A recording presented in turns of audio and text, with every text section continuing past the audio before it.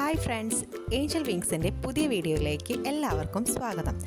ഇന്ന് നമ്മൾ ഉണ്ടാക്കാൻ പോകുന്നത് ടൊമാറ്റോ റൈസാണ്. അതിനായി ഒരു പാൻ അടുപ്പിൽ വെച്ച് നന്നായി ചൂടായതിനു ശേഷം വെളിച്ചെണ്ണയും ആവശ്യമെങ്കിൽ നെയ്യും ചേർക്കുക.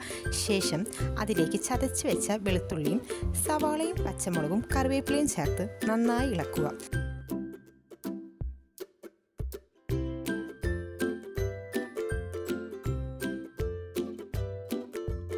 സവോള നന്നായി വഴഞ്ഞു വരുമ്പോൾ അതിലേക്ക് ടൊമാറ്റോ ചേർത്ത് മിക്സ് ചെയ്യുക.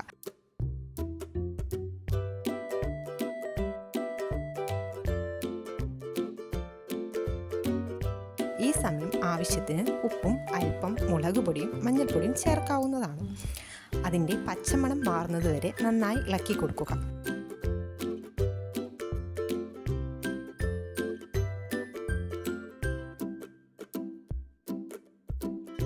ശേഷം കഴുകി വൃത്തിയാക്കി വെച്ച അരി ചേർത്ത് നന്നായി മിക്സ് ചെയ്യുക. എന്നിട്ട് ആവശ്യത്തിന് വെള്ളം ചേർത്ത് ആവശ്യമെങ്കിൽ നോക്കിയതിന് ശേഷം ഉപ്പും ചേർക്കാവുന്നതാണ്. അതിനുശേഷം നന്നായി ഇളക്കി യോജിപ്പിച്ച് അടച്ചു വെച്ച് നമുക്ക് വേവിക്കാം. അവസാനം രുചിക്ക് വേണ്ടി നമുക്ക് അതിലേക്ക് മല്ലിയിലയും നെയ്യും ചേർക്കാവുന്നതാണ്.